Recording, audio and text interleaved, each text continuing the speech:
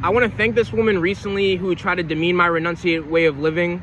I'm going to use the superficial negative energy that she tried to send towards me and turn it into positive energy and help so many people realize divine wisdom and that their true highest self is beyond thinking highly of themselves and beyond a self that can be lowered by other people. And the goddess came in the form of that fool to inspire me to make this video.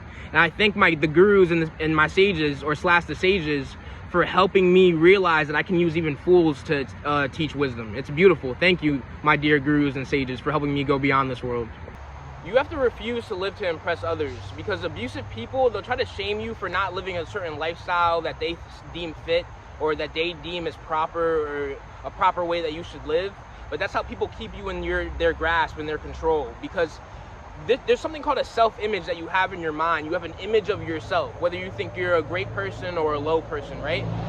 What people will do is they'll try to control that self-image in the sense that they'll try to make you feel lesser than or lower than. For example, when they feel lesser than you, it's hilarious. For example, let's say you don't care about material things. Well, they'll try to shame you for, like, this. They might call you a bum, or they might say, oh, you're nothing for not having material items, when really them having those material items makes them nothing, because they're so constantly chasing after things that are fleeting that they become as fleeting as the things that they are chasing. While the wise man, the enlightened one, he seeks a state that is beyond seeking, beyond achieving, his ultimate freedom, and that's where his devotion and his focus is pointed to. But the fool shames the wise man, the sadhaka, who seeks a state beyond suffering, while the fool is surrounded by opulence and can't find a peace of mind even if he bought it. And that's the beauty of the sage, is that although the society might shame him, he is most superior to the society. You see, as Sage Siddharmeswar said, we must have spiritual pride. We should feel insulted, angry if somebody calls us worldly. What is worldliness? Attachment to anything on the outside. I'm not saying, oh, you have to appear as holy in order to not be worldly. I'm saying that inwardly you have a devotion to non-attachment. You have a devotion to the guru above all. Even if you have a wife, you're still devoted to the guru. Your focus is still on detachment. Because you realize, wait a minute, I had a state beyond the wife. I had a state beyond this and that. So I must have a state prior to all the things that happen, because everything that appears before me at a moment, it didn't exist. So there must be a state prior to existence, which is my true nature, my true freedom. But a lot of people will make you think that your true riches is in this outside world, and they'll try to lower your self-esteem to grasp hold of your self-esteem, in the sense that what they'll try to do is they'll try to control how you feel about yourself. They'll try to control how you feel about your situation or your circumstances, because then they dictate where you will be in life, and they'll try to put fear in you. In a sense, let's say you are sacrificing certain things to achieve a goal. Let's say you're not dressing as pretty or as extravagant as you once did. You'll find that people will shame you for not dressing extravagant, and then let's say you try to please them. Okay, let me dress a certain way. Let me match this image that they're trying to push on me. Then you'll find out it makes you miserable. You're not happy, and you'll find out if those people can criticize you for not being extravagant, they'll find something else to criticize you with. So you have to be beyond the opinions of others. There was this beautiful story about how Ravana, who had kidnapped Sage Rama's wife Sita because he was jealous, because Sage Rama, because he was so attuned with the divine, he attracted a wife like Ma Sita, who is completely incredible. She was an enlightened woman, and she was amazing. She's a true jewel in the lotus, that she was so detached from material items. And Ravana saw that beauty in her, and it's funny how, like, this world is so ugly and disgusting. It's like people think that, you know, to see the world as beautiful is true love of it. No, seeing the world as it is and still accepting it and not letting it disturb your peace is true love of it, true love of thyself. But you'll see that a woman like Sita, she was willing to leave her kingdom to join Ram in the forest. But then Ravana said to Sita, I have a kingdom, I have such spiritual knowledge, I have a knowledge of all the Vedas. But Ravana wasn't enlightened. He had a lot of spiritual knowledge, but he wasn't enlightened. And that's why he tried to abduct Sita, because he had a demonic energy. He was never satisfied, always chasing something. And he thought material items was his true glory, his true wealth. But Rama, he said to Sita, how could you be with Ram? I have a kingdom, and he has you in the forest poor. But Sita says he has inner qualities that you will never have. His humbleness, his devotion to his guru, his enlightenment that you do not have. Even though you may have spiritual knowledge, you do not have true enlightenment. And Sita, which is a rare woman, because a lot of women will try to shame you for not having material things. They would rather be with a man who abuses them but is a wallet for them, rather than a man who would love them but has no money. But that's the beauty of life, is that you realize more on the spiritual path that you won't just be engaging with anybody. You won't just be ashamed by anybody. You'll realize that even though the society will try to shame you for not valuing it, you realize that that's just a manipulation trap. That's what the society will try to trick you with, is with abuse. But the guru leads you beyond all need for society. He leads you beyond society.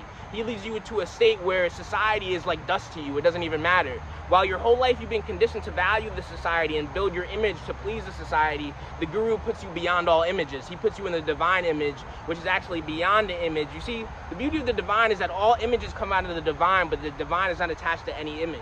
But the problem with you is that because you're so attached to an image of thyself, then you can't truly know thyself. Anybody can come along and poke a stick through that image.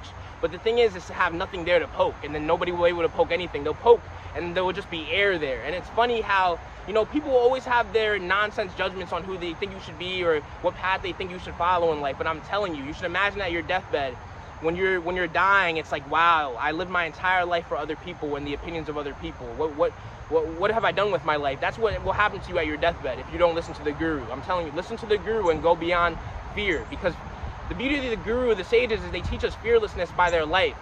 You know, there's so many instances where the sages, even though they were hated by superficial people, they were loved by the non-materialistic people. And that's who you should truly seek love from, not women who they just want to use you for your money, or men, they just want to use you for your looks.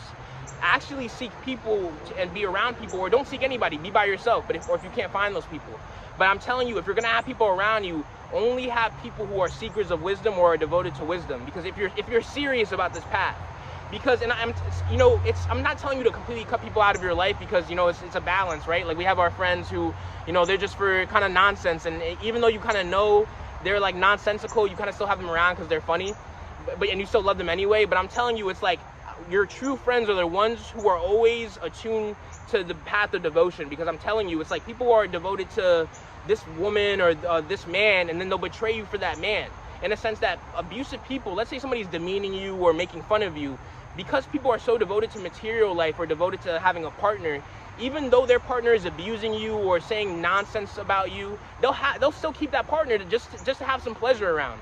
But somebody who's devoted to wisdom, like a Bharata, who, even when Sage Rama's stepmother betrayed him and gave the throne to Bharata said, no, I'm devoted to Rama, I'm devoted to the Guru, I'm not devoted to some throne that wasn't mine. So he was angry at his mother. A fool, he would have been like, oh my God, my mother, she betrayed Ram to give me the throne, I'm so happy. But no, Bharata knew that the true glory, his true riches, was in his devotion to Ram, because all the kingdom, all this nonsense, all these trivial political matters, you know, notice how Sage Ram lost the kingdom, right? So it doesn't even matter, but Sage Rama didn't lose his godhood when he lost that kingdom, right? So it's beautiful how Bharata realized that his true riches and his devotion to wisdom, devotion to the Guru, and not devotion to his own ego. Because let's say he let his stepmother feed into his self-image of, oh, I am the king, and I you know, it's my rightful throne, Ram shouldn't have it. Then in the end, his mother would actually have been controlling him, in a sense that, oh, because I gave you this throne, now I can control how you run it and stuff like that. Or she would have been, you know, saying little jabs at him to kind of get her to go his way. I'm telling you, the less you have ego, the less you think highly of yourself, the less people can tear you down. But the higher you think of yourself, the more people can tear you down. And I'm not saying you can't think highly of yourself. It's beautiful for God to appreciate himself. But don't take that image that you have of yourself seriously, because if you take it seriously, then you'll feel a need to defend it. And I'm not saying you can't debate with people. Isn't that crazy? You know, a guru is telling you not to debate with people. I mean, that it's okay to debate with people. I'm saying don't debate inwardly with them, because it's actually fun to debate. It's fun to argue. Because, you know, it's fun to argue, but it's like, don't take the arguing seriously. Because it's funny to talk with fools, because fools actually teach you a lot. They teach you what not to be. Like, you'll see, there was a sage, and this woman was demeaning him. She was saying how, oh, you're just a broke beggar. You know, my husband is the king. She was a queen. She was like, my husband is the king. You know, he's so much more richer than you. And the sage said, okay, you're right. And then the queen had asked one of her attendants who this is. And she had said that the sage was actually a millionaire. But the sage was a minimalist, so he didn't care about appearing like a millionaire, but he had millions of dollars. And because he had helped so many people in his life and the donations that they gave him, he ended up having millions. So in a sense that he would give it away. He wouldn't spend the money on, oh, getting this fast food or these clothes and everything. He would give the money away or use it to help people build orphanages or build temples. But the woman had, you know, she was shocked. She was like, wow, like I thought this man was a complete bum. Meanwhile, he had millions of dollars. He just didn't care about appearing rich. And that's the beauty of a sage, is that they have many surprises for people, and it's infinite surprises, because they have infinite wisdom, and wisdom is forever fresh. So it's like that woman represents Maya, and the sage represents truth. So don't get caught up in Maya trying to trick you into validating your ego with goals in life or achievements that you want. I'm not saying you can't have goals or want to achieve something. I'm saying don't take them seriously. Don't base your happiness on achieving those goals or achieving validation or applause from people, because I'm telling you, you could literally cure HIV or AIDS, and people will say, why didn't you cure cancer? I'm telling you, you will never make people happy. Everybody happy. You can only really truly make yourself happy. Decide to be happy no matter what people say to you.